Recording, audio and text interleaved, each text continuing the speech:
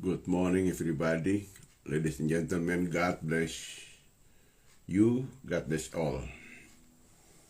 Mari pagi hari ini kita bersekutu manis dengan Tuhan di minggu pagi. Mari tenangkan hatimu dan bersyukurlah kepada Tuhan, karena Tuhan baik. Mari kita datang menyembah Tuhan, memanggil nama Tuhan yang luar biasa itu. Yesus, haleluya Tuhan. Makasih Papa. Terima kasih Papa. Haleluya.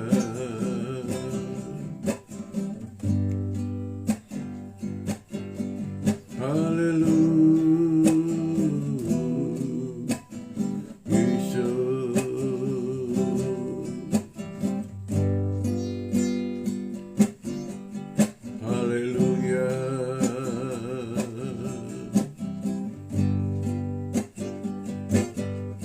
Terima kasih.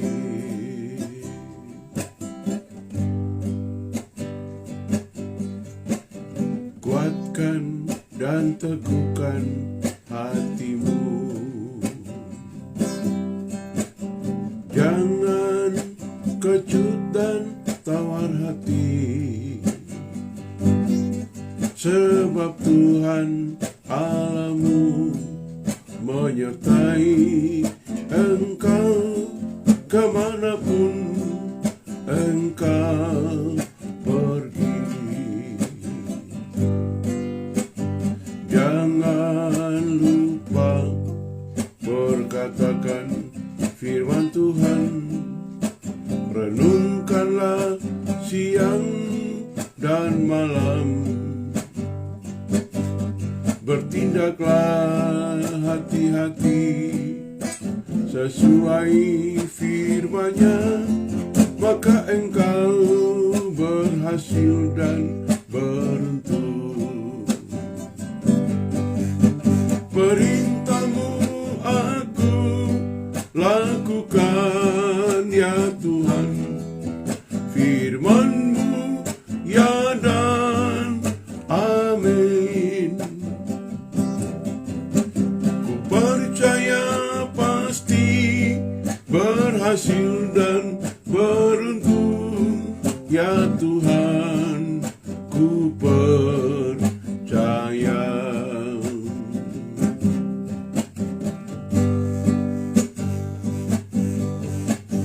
Kuatkan dan teguhkan hatimu. Jangan kecut dan tawar hati, sebab Tuhan Allahmu menyertai engkau kemanapun engkau pergi. Jangan lupa perkatakan firman Tuhan, renungkanlah siang dan malam, bertindaklah hati-hati sesuai firman-Nya, maka engkau berhasil dan beruntung.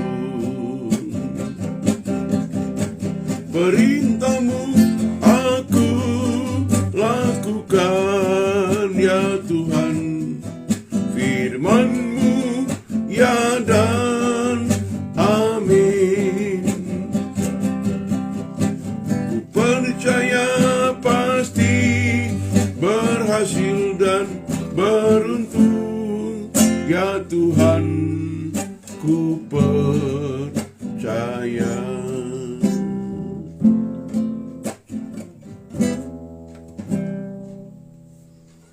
Mari kita berdoa. Bapa, dalam nama Yesus kami bersyukur untuk kebaikan-Mu di hari ini lagi. Kami bisa menikmati kemenangan, sukacita, terutama setelah KKR 3 hari. Kami melihat banyak mujizat terjadi. Engkau yang melakukannya Tuhan, menolong umat-umat yang sudah sakit, yang menderita, yang ada masalah. Dan hari ini kami mau Engkau bersama kami lagi dalam ibadah kami di sini Tuhan. Dan jamah anak-anak-Mu lawat mereka, beri kemenangan di dalam nama Tuhan Yesus. Haleluya. Amin, amin. Mari kita memuji Tuhan satu pujian, lalu kita akan mendengar firman Tuhan. Damai yang Dia berikan sangat besar, damai yang jadikan hati senang. Tuhan besertaku sepanjang jalanku, ku serahkan padanya Yesus Tuhan.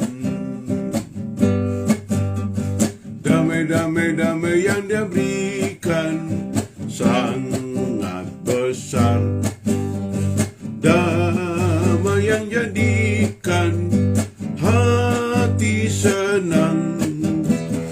Tuhan besertaku sepanjang jalanku, ku serahkan padanya Yesus Tuhan.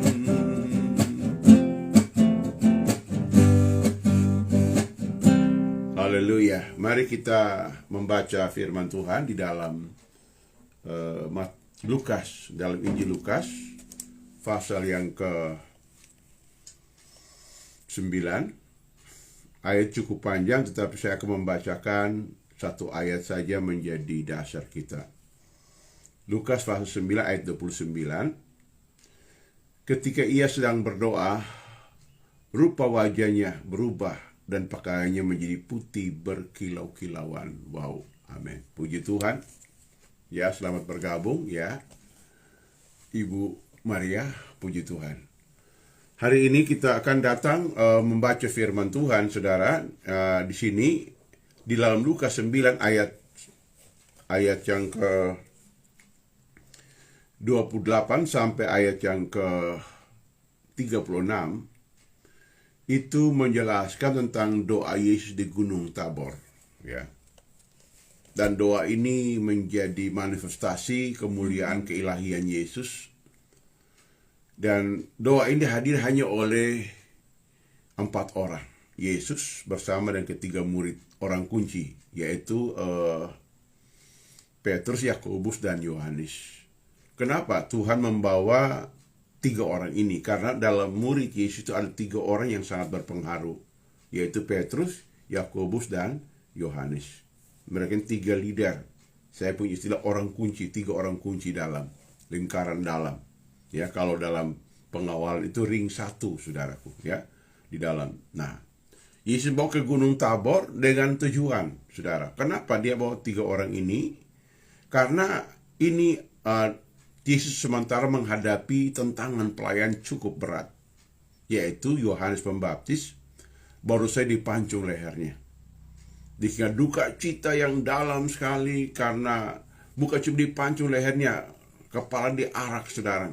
Dipermalukan dengan taruh kepala di baki dan ya diarak, saudaraku. Wah, seolah-olah kerajaan surga sudah kalah, saudara.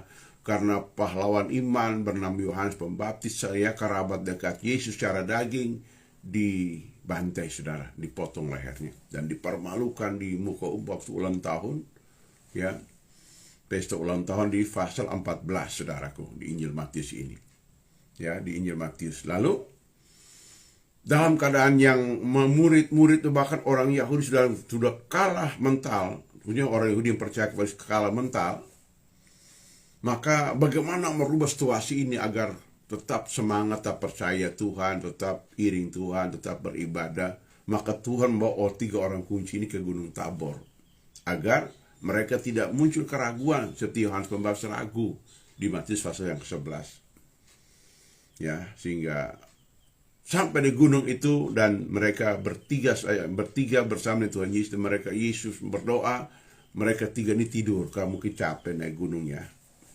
Ya, namanya murid, ya, murid itu kan belum mengerti apa-apa, saudara. Mereka masih belajar hal-hal baru yang tidak lazim. Nah ini, jadi sampai ke gunung, maka Yesus mulai berdoa, sedang berdoa. Sini ayat yang ke-9, ayat 29, ketika ia sedang berdoa. Nah, ini. Sementara berdoa, berubah mukanya. Jadi dari bacaan ini saya ada beberapa poin, saudara, ada 6 poin tentang manfaat doa, saudaraku. Ya, manfaat berdoa. Suatu yang pekerjaan yang kita kerjakan ada manfaat, kita lakukan, saudara. Nah, itu. Apa manfaat yang pertama? Orang yang berdoa pasti berubah wajah. Ya, kita tahu doa Bapa kami mengajar tentang kita permuliakan nama Bapa, lalu datang kerajaan surga, lalu kita mengampuni, diajarkan seperti itu. Sudah langkah-langkah ada perdamaian. Nah, manfaat doa yang pertama, kita akan mengalami perubahan wajah, perubahan pola pikir, perubahan hidup, saudara. Yesus berubah wajah seperti matahari. Nah, ini perubahan wajah, perubahan pikiran, pola pikir, saudara. Jadi saya hanya percaya orang suka sembahyang itu selalu ada kemenangan, tidak pernah ada kekalahan, apalagi dalam pikiran negatif, enggak. Gitu. Itu pertama. Yang kedua, perubahan pakaian, ya. Pakaiannya berkilau-kilauan. Di dalam kitab Wahyu berkata bahwa orang yang menghadiri pesta anak domba Allah, pesta perkawinan anak domba Allah, itu dikaruniakan kain putih, kain linen yang halus berkilau-kilauan. Itu artinya perbuatan baik, perbuatan benar. Nah, gitu. Jadi orang suka berdoa, dia akan mengalami namanya hidup Islam, berbuat yang benar, berbuat yang baik, ya, menolong orang dengan tulus, memberi dengan tulus, saudara, ya, berpenampilan hati yang tulus, yang baik, saudara. Itu orang suka berdoa yang kedua, ya. Jadi ketulusan, kebaikan. Yang ketiga, saudara, orang yang suka berdoa maka dia akan di backup, ditolong oleh orang benar dan orang hebat. Ada penampilan di alam roh yang Petrus Yohanes melihat adalah Elia dan Musa datang bersama Yesus dalam suatu komunikasi. Ya, saudara, ini dua tokoh penyanyian lama yang hebat ini dipakai Tuhan. Itu menggambarkan bahwa kalau kita berdoa, maka Tuhan akan kirim orang-orang hebat, orang-orang baik, orang-orang tulus menolong kita. Ada orang datang menolong tapi masih pakai perhitungan. Ya, saudara, saya punya banyak pengalaman. Ada orang-orang yang memberi persembahan 10.000.